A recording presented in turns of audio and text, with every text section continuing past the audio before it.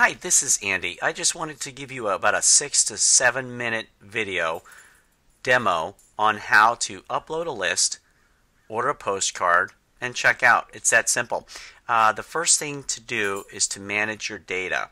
At this point, I've opened up a list that was sent to us by Listability or ListSource, and you can see there's an awful lot of columns in here. We don't need them all. We're just trying to mail this postcard to a person and then mention the address he might have to sell in the postcard. We like to personalize things, so we're looking for first name and last name. We don't need the full label name, so I'll click on this one, I'll right click, and I'll delete that column. I don't need it. And now I'm left with owner's last name, owner's first name, but I don't need his middle initial. And then if I hold shift down, I can go all the way over here because I don't need owner one's surname. I don't need the owner two's name all the way across. I don't need any of that stuff. And then I've noticed here I have mail address. That's where this person lives, his mail address, his mail city, his mail state, his mail zip code. I don't need the zip for, so I'll just delete it. And then I don't need the zip for. In addition, I don't need the carrier route or the mail country, so I'll delete both of those by clicking shift and delete. And you'll see here I have the property address, and then I have property address where they separate the house number, and I go all the way across. I don't need any of these, so I just delete them. I only need the property address and perhaps the property. Well, here they're listing the street name on its own, and then whether it's a road or drive, I don't need that, so I'll delete that. And maybe delete these. Now I'm left with property city, property state, property zip code, okay, and then the rest of these things we don't need. Property zip plus 4, property first mortgage, all the way across, and I hit delete.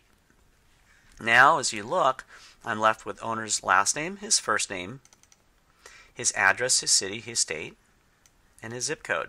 And then I'm left with the property address, the property city, the property state, and the property zip code. That's all I need. And then I just do File, Save As, and I'm looking for a CSV file. And you see there's a lot of options in here. Right here, Windows, comma, separated value, so .csv. That's what you're looking for. And then you save it, give it a name.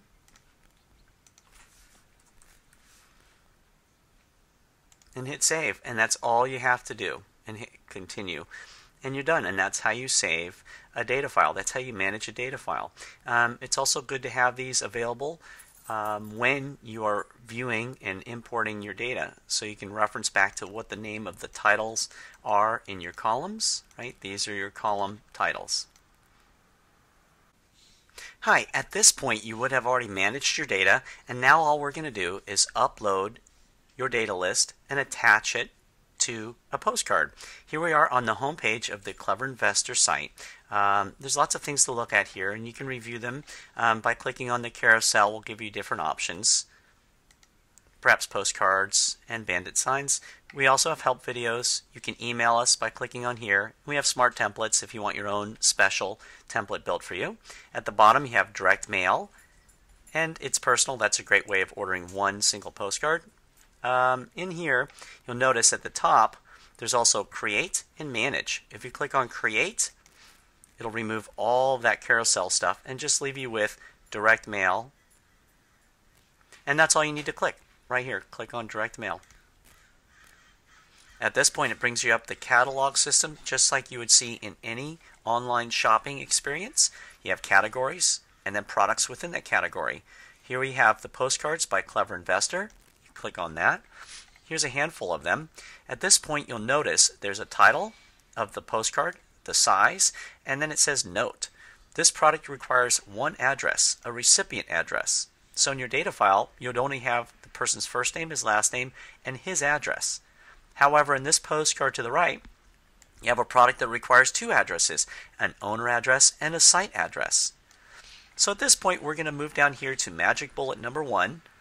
And you'll notice if I click on the yellow, it'll zoom in so I can see it a little bit better. That's the front, and this is the back. At this point, I'll click on Order. It'll bring up our simple form site. And at the very top, if I scroll up, the only thing that's important is to remember that you should complete the information below exactly as you would like it to appear on your card. So in this case, my first name, what it's asking for, I've capitalized the A. My phone number, I've put brackets around the 760. And the website, I put www. And then I've capitalized the first letter in each word. That's called making it title case. Down here I've added the return address for my postcard. I've chosen yellow as a color. You can choose green, pink, blue, and white. Down here we have a disclaimer. If you don't want a disclaimer, simply highlight it or type in your own. However, our system will force you to put one in there. If you don't have one, simply use a period. That won't show up. And now you can give it a name for you to remember. In this case, I'm going to call it the Magic Bullet number 1, List 01, because I have 4 lists to mail with this one, and I want to identify them later. At this point, simply click Continue, and the system will ask you to upload a list. Simply click Upload a List.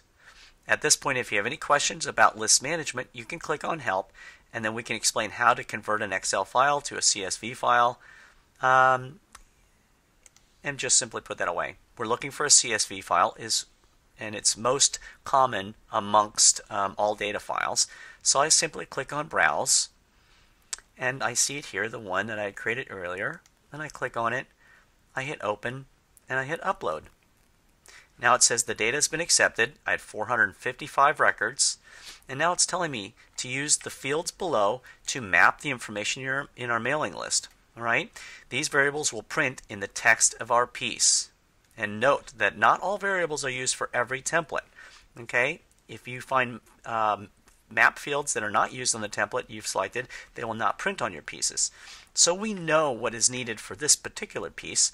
So it says, what is the first name? And if I click this, it'll bring up all the titles in my columns. And here I have owner 1 first name. And it's asking me for the site address. And I click on this, and I know it's called the property address, not the mail address. That's where it's going to be delivered. I'm looking for property address. This is the data that's going in the body of my piece.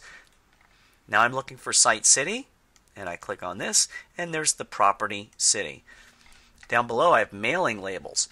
Now this is where the postcard is being mailed to. And once again, we have the same process: recipient 1, first name or full name. And if you remember the video earlier, we removed the full name. Now we're just left with owner 1 first name, owner's last name. And we don't have a recipient line 2, so we move down to street address, and we know that's called mail address. And then if we have a street address 2, such as a unit number, apartment number, we would click here, but I see here there's no address 2, so I'll skip that. I move on to city. That's mail city, mail state, mail zip code. And I don't need anything else on this page. I don't have to select any of those. Now what we've done for you is we've given you the opportunity to click through all of your samples if you'd like to, or all of your data. And I click on this arrow here, and it tells me the second name is this person, and this is their address and where they live. And then the third one, and the fourth one, all the way through. Now what I can do, if I click here, you'll notice it's going to this person at this address, and it's being mailed to him in this city because this is a mailing address section. If I scroll to the top, you can see that I'm calling out the person's first name. Here we have Gaylord, and here's his first name, Gaylord. And then the address of where we are mailing it is listed below. So we're mailing it to here, yet we're talking about in the postcard, this is his site property address and the site city that he lives in. And then you can simply click through these arrows. Here I have Anna, there's Michael, and it gives you a reference as to if you're calling out your mapping correctly. At that point, if you're satisfied, simply click on Continue at the bottom, and it reminds you that you've just uploaded 454 records. If you have an additional list to upload, simply click here. If you want to start over and add another list, click here, or if you want to move on, click Continue. Now our system will do a data merge and show you what it looks like live on the postcard. This can take a few minutes depending on how many records you have in your data file and how complex your data file is. So please be patient. It could take up to a few minutes. Although this one didn't. This one went really fast. So at this point, we have a couple different options, but first let's review these as a live data merge. Here we have, hey Gary, we would like to buy your property at, and it calls out his address. And notice the address that we're talking about is different than where we are mailing it. And likewise, on the bottom here, it says, Dear Gary, my name is Andrew. I am interested in buying your property at. And once again, we're calling out the site property address here, as noted up here as well, and also the site city. And it says, the information in here, and then talk with you soon, and my name, P.S., I have down here. Now, this gives me 10 records to view, and a good idea to do is just to confirm that you have this person, Robert, and this is where he lives. This is the site property address, and you might want to open up your data file at the same time and just compare records to make sure you mapped correctly. If you're satisfied at this point, you can move on. If you're not satisfied, you can click Edit and go back and edit your copy. It won't force you to upload your list again. That's already been assigned to this postcard. If you wanted to walk away and come back another time, simply View Cart will bring you back to this postcard, of which you can continue at a later time. At this point, it is saved, and it's sitting in your pending orders. Pending orders can be found if you go to Manage, and then Pending Orders, or simply click on View Cart. But at this point, if you're satisfied, you can click on Approve, Proof, and Continue. We ask you to confirm that it's exactly as you would like it, and you click on Checkout. Everything on the proof below is perfect. At this point, it brings you up to our mailing options page. And then a few things can be done in this mailing options page, such as the print date. If you don't want to mail it today or have it go into production today, click Modify and then put a future date. If you're going to be out of town or you want this to mail next week, just change the date here. We have two options for this postcard. They're both first class. It all varies, depends on the product that you're ordering. In this case, we have first class pre-sort and we have full first class. The difference in here is one uses our indicia, which is not a stamp, but it's totally okay to use for this type of postcard. And then up here, if you're doing something like a yellow letter that's handwritten and you want it really authentic, you might choose this as an option because it uses a real first class stamp. That's all you have to select on this page. You just click Continue, and it gives you a total of how many pieces you have, how much it costs, and we've added 2 additional pieces automatically. That one's going to be seeded and mailed to you, and one's going to be seeded and mailed to us. At this point, click Continue, and it lists the email that I placed online. This is where my receipts are going to go. If that's okay, leave it alone.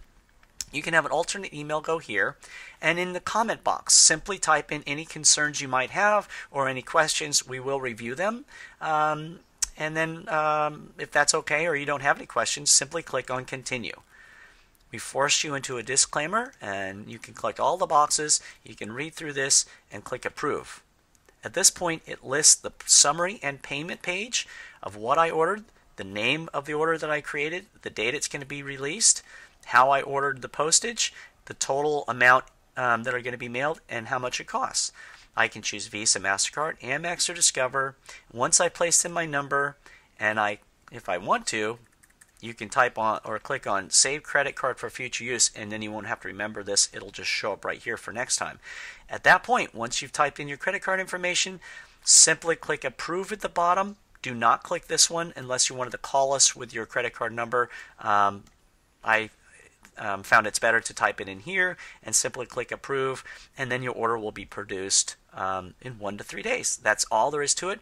Call us anytime if you have any questions. Thank you so much.